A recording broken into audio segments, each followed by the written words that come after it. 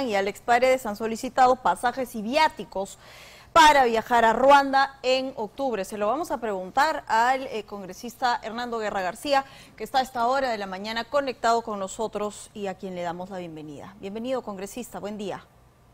¿Qué tal? Buenos días.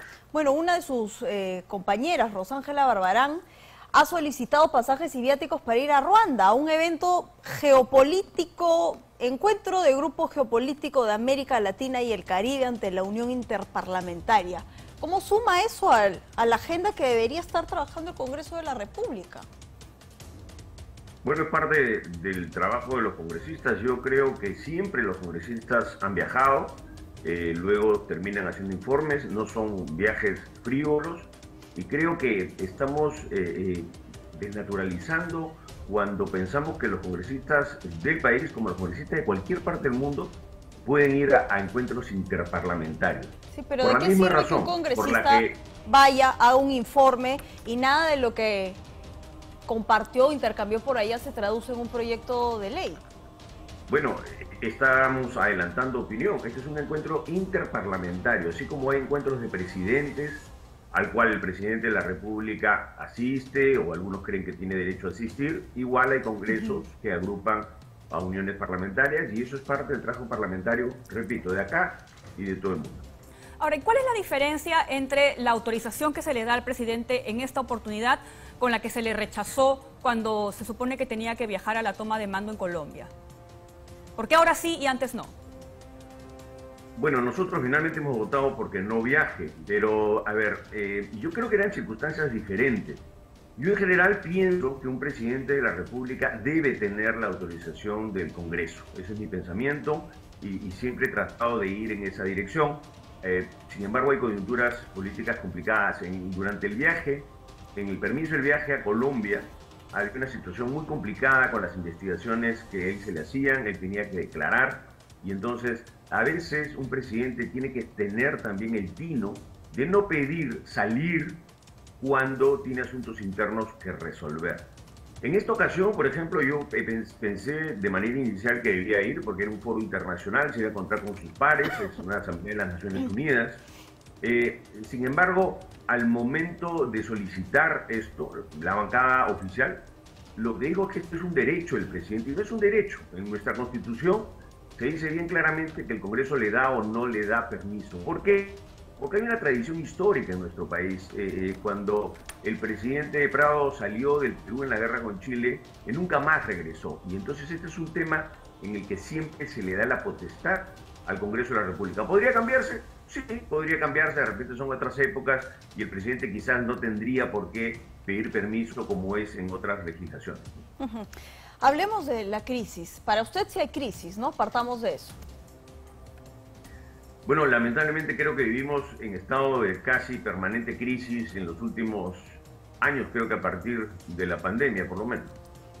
No, se lo pregunto porque Gladys Echaíz abiertamente desconoce que haya una crisis dentro del Congreso de la República, pero este es un buen punto de partida, que se reconozca que hay una situación de los dos lados, y nos preguntamos aquí siempre, ¿no? Y buscamos salidas. ¿Cuál es la salida? ¿El adelanto de elecciones? Se debate qué es lo que finalmente va a ocurrir dentro de esta comisión que usted preside, y en paralelo Keiko Fujimori ha sido clara, ella también salió al frente pidiendo el adelanto de elecciones. A ver, esta crisis, lo que se ha dicho es esta es una crisis de ambos lados. No es de ambos lados, es una crisis del país. Y es una crisis del país originada por la incapacidad del presidente de la República. Y yo no creo que la crisis haya sido causada, y podemos no haber resuelto, podemos no haber podido vacar al presidente, sacarlo para resolver esa crisis. Pero esta crisis tiene un responsable que se llama Pedro Castillo y la banda que lo acompaña. Entonces, yo creo que hay que tener claridad.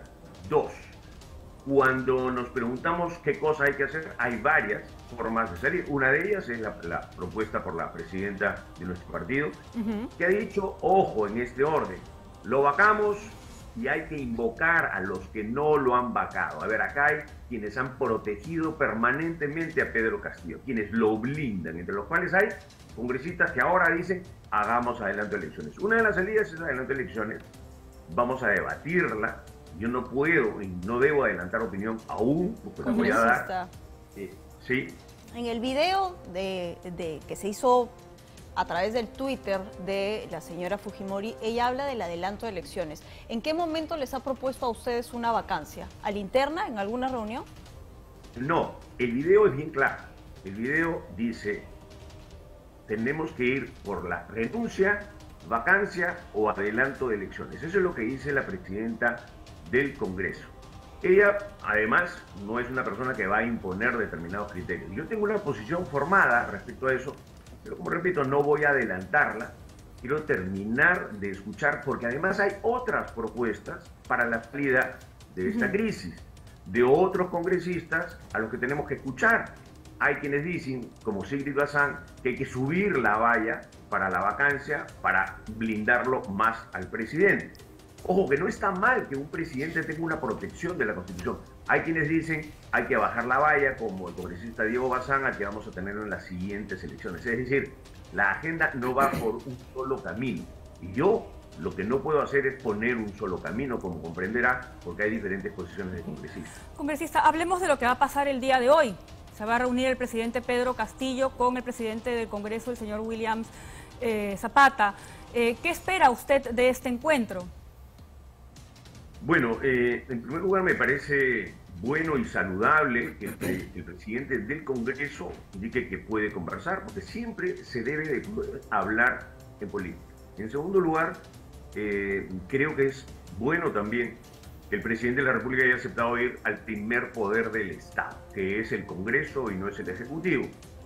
Espero que puedan tomar puntos sobre los temas que le interesan a la ciudadanía. El tema económico, el tema de la seguridad y sobre todo el tema de la corrupción. Y que el presidente pueda comenzar a dar señales de que no quiere obstruir a la justicia, porque lo que tenemos a ciencia cierta es que es un presidente que lo que está por lo menos es obstruyendo el avance de investigaciones. Quien no la debe, no la teme. Investiguen, vengan a mi casa, entren a Palacio, rebusquen debajo del colchón, señores. Acá tienen ustedes las cámaras. ¿Qué más quieren que les diga? Esto era lo que decía el presidente de la República en su campaña. Yo voy a mostrar todo, voy a tener el sueldo de profesor, pero las cosas cambian pues muy rápidamente, ¿no?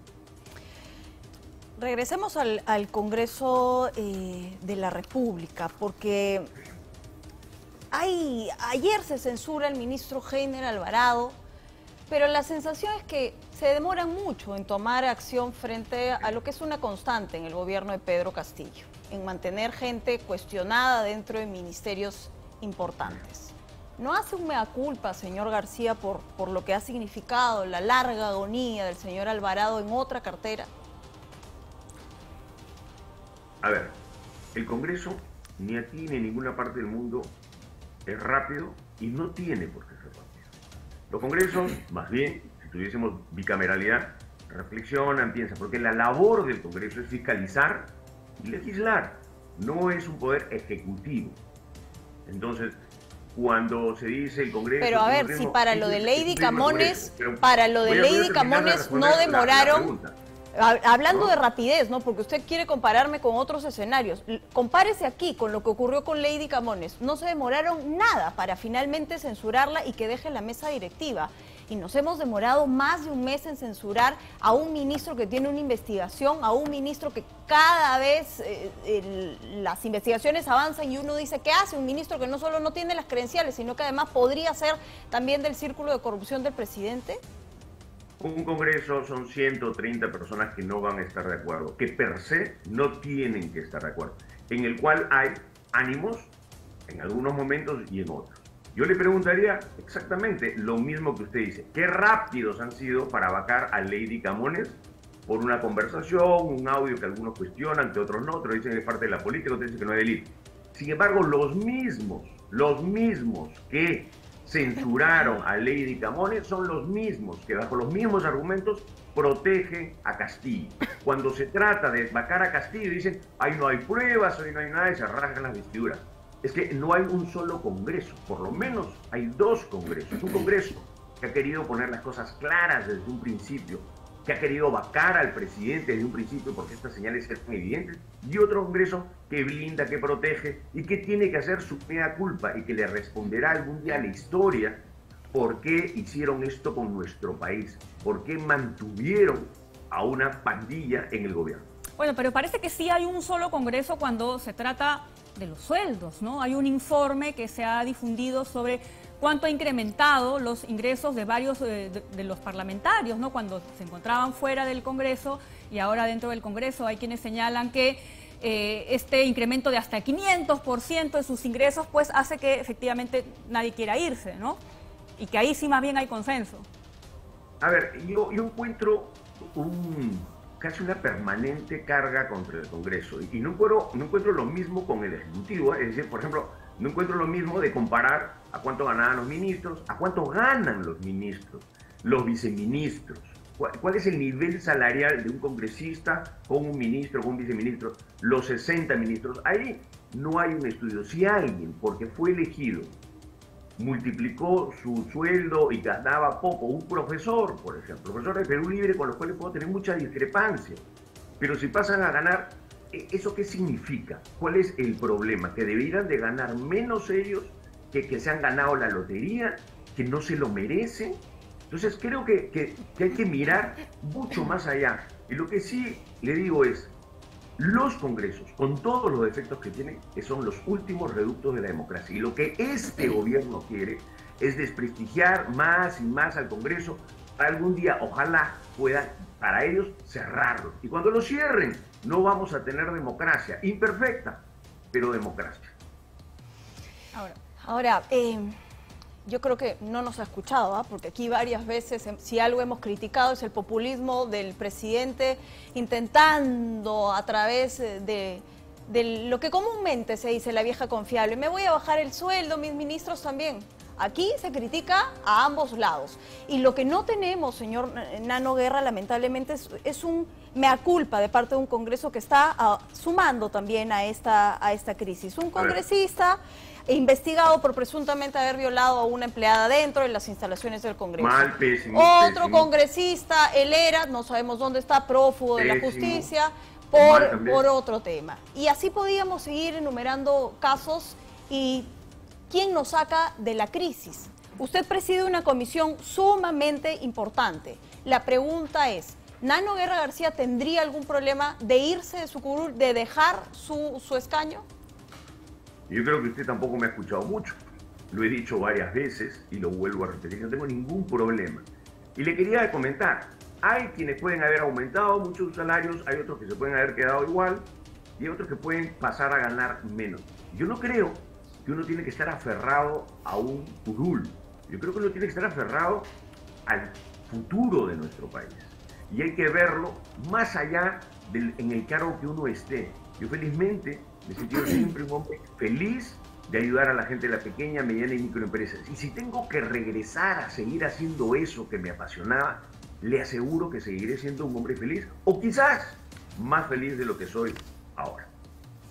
Bien, congresista. Solo una pregunta chiquitita, por favor. ¿Qué es lo que debería pasar con la señora Dina Boluarte, ahora que ha salido este informe de la Contraloría sobre 2 familiares suyos beneficiados en puestos? Bueno, por ejemplo, ahí hay otro tema que nos lleva a la lentitud del Congreso, que es parte de los temas en los que yo no he dicho que haya mea culpa, ¿no? El tema de Dina Boluarte lo hemos visto en la Comisión de Acusación Constitucional, no ha avanzado rápidamente. La subcomisión se tiene que volver a elegir nuevamente. Ayer se ha elegido, lo preside la expresidenta del Congreso, Lady Camones, y tiene que retomarse este tema. Yo creo que esto puede añadirse al proceso que se le está haciendo en el Congreso como acusación, pero tendría que aumentarse o tendría que pedirlo otro congresista. ¿Eso es lento? Sí. ¿Nuestro Congreso debiera cambiar? También. Y son parte de la reforma que tenemos que hacer a la vez. Si queremos de repente adelantar elecciones e irnos, hay que irnos haciendo los cambios necesarios, porque si no, vamos a tener la misma respuesta, vamos a tener un Congreso que por naturaleza es lento, pero que no tiene que ser tan lento. Por eso hay que ponerle también reformas al reglamento del Congreso, lo que lo queremos ver en la Comisión de Constitución, y otras reformas como bicameralidad y otras. Hay que hacer un paquete y en buena hora si lo diseñamos y nos vamos. Pero ya tenemos 14 meses y seguimos en hay que hacer. ¿Por qué ya, si no, ya conocemos el desastre que es el presidente Pedro Castillo, por qué ya no hemos trabajado en garantías mínimas para una reforma? han habido varias cosas que se han trabajado.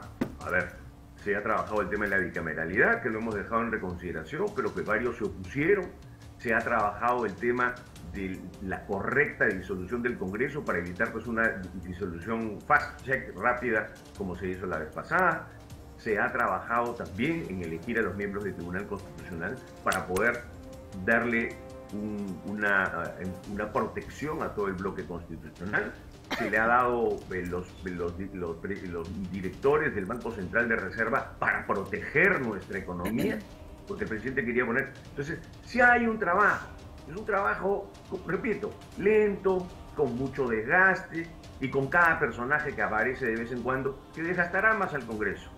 Pero, repito, es el Congreso de la República el último reducto, donde hay algunos que creemos que sí podemos hacer fiscalización y que hemos dicho desde el principio que se vaya este señor.